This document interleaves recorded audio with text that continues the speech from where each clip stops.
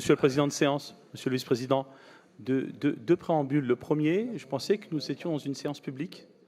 Il y a 4 citoyens qui sont revenus à l'accueil, qui sont inscrits. Je vois bien qu'ici, dans l'hémicycle, il reste de la place. Un certain Bernard Loup, pour ceux qui ne le connaissent pas, il est resté 4 semaines sous une tente. Il pourra rester toute la journée, mais un peu de décence. Laissez-les rentrer, s'il vous plaît. Laissez-les rentrer, assister à nos débats. Et ils ont l'habitude d'écouter les débats sereinement. Je ne vois pas pourquoi certaines personnes sont discriminées de cette manière. Certains rentrent et d'autres non. Pouvez-vous vous engager à les laisser rentrer, s'il vous plaît?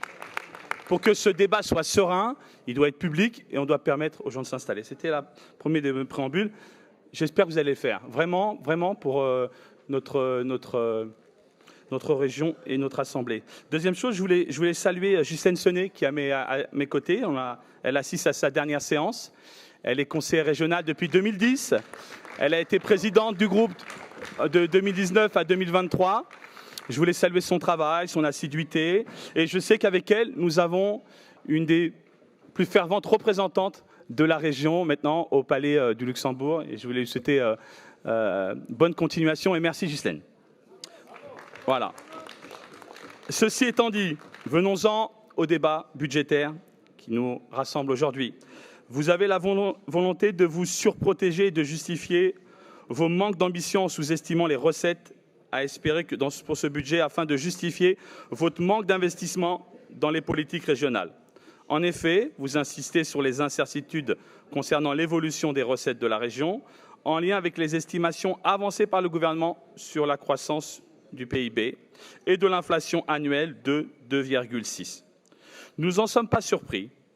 Nous attendons avec impatience, comme chaque année, vos annonces en fanfare lors des budgets supplémentaires et au compte administratif de 2024, où vous nous expliquerez que vous êtes tellement bon gestionnaire que la région a plus d'argent que prévu.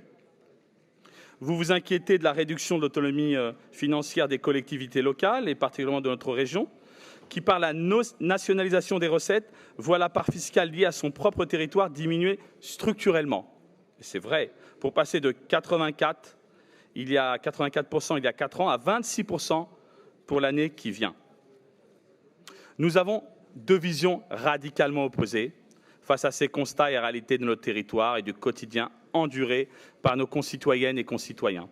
Là où nous proposons protection, accompagnement, services publics, égalité, solidarité, vous nous répondez rigueur, mise en concurrence, marché privé, responsabilité et autorité. À la lecture de ces orientations budgétaires, deux éléments sautent aux yeux. Aucun mot sur les services publics. Pas une fois. Mais services publics, ce n'est pas un gros mot. Par contre, à 14 reprises dans ce document, vous parlez des agences de notation. Madame Pécresse, vous êtes la présidente qui répond aux besoins des agences de notation, pas à ceux de la population. Votre orthodoxie budgétaire, sauce Commission européenne, n'est pas en phase avec l'ambition qui devrait avoir une région comme la nôtre. Vous prétendez bonne gestionnaire, pourtant, vous faites des choix contre-productifs malgré nos alertes répétées. Vous refusiez il y a quelques années d'emprunter à des taux négatifs qui auraient rapporté de l'argent à la collectivité pour continuer d'investir pour l'avenir des Franciliens et Franciliennes. Et désormais, vous vous glorifiez d'investir davantage en empruntant à des taux d'intérêt en explosion, qui coûteront de fait des millions d'euros à notre région. Le tout en cherchant à contenir les dépenses sous la barre du niveau d'inflation. Il y a une dissonance incompréhensible. Pour masquer cela, vous cherchez à vous réfugier derrière la finance verte, en assénant que votre dette est écolo, puisque garantie au travers des green bonds, mais sur des niveaux de garantie écologique des emprunts minimaux. Cette question environnementale est de toute évidence le talon d'Achille de votre budget. Au-delà des fonds semblants écologistes de votre dette, votre budget n'a aucune réelle ambition sur les politiques publiques en faveur de l'environnement. Au contraire, vous faites le choix de flécher bon nombre de recettes fiscales vers des projets environnementalement désastreux, comme les grands projets routiers, d'infrastructures et d'équipements, artificialisant toujours plus les sols et attaquant notre autonomie alimentaire en empiétant sur les terres agricoles qu'il faudrait pourtant sacraliser. Ce choix d'orienter votre politique budgétaire vers les plus favorisés transpire dans chaque ligne de ce rapport d'orientation. Rien pour améliorer le quotidien de la grande majorité des Franciliens et Franciliennes. et parmi eux les plus modestes, vous tapez toujours davantage dans leur pouvoir d'achat, en faisant le choix d'un mauvais compromis avec le gouvernement sur le financement des transports, et donc de poursuivre la logique d'affaiblissement du service public aux usagers, tout en augmentant de manière structurelle les tarifs payés par les Franciliens. Vous auriez pu augmenter la participation des entreprises. Vous préférez accélérer la privatisation, dont on voit les effets désastreux. Votre mantra, c'est toujours plus pour le privé, toujours moins pour le public. Vous devriez vous concentrer sur les compétences propres de la région, sur le déploiement d'un service de qualité qui pourrait nous suffire à changer la vie des habitants. Vous voulez déverser des centaines de milliers d'euros pour la sécurisation supplémentaire des lycées, pour la vidéosurveillance, les brigades régionales de sécurité, les maîtres chiens, alors même que le minimum n'est pas assuré dans un certain nombre d'entre eux, où le personnel éducatif et les agents de la région ne cessent d'interpeller sur les conditions de dégradation des infrastructures.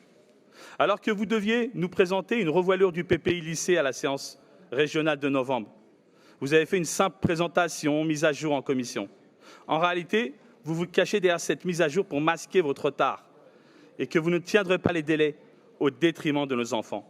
À l'heure où le niveau Vigipirate est rehaussé au niveau urgence attentat dans notre région, ainsi que la répétition des fausses alertes à la bombe dans nos lycées, il est de votre responsabilité d'assurer la sécurité des lycéens, des lycéennes, des agents, des agentes de la communauté éducative, en garantissant en priorité celles qui sont élémentaires, réparation et consolidation des portails, grillage ou système d'alarme d'intrusion, et déployer une présence humaine dans les lycées doit être la priorité.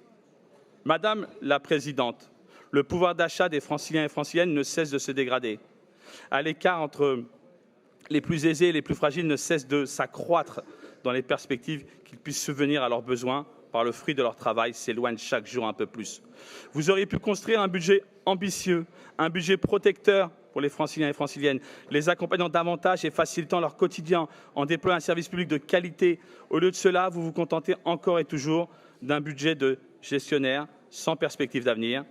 Depuis plusieurs années, les écologistes ont formulé des propositions sérieuses, chiffrées, ancrées dans les réalités des territoires de notre région et en phase avec le quotidien et les aspirations des Franciliens et Franciliennes. Il est possible de développer au travers des trajectoires budgétaires une autre vision de l'Île-de-France, plus solidaire, plus écologique, plus juste socialement. C'est encore un rendez-vous manqué pour votre exécutif.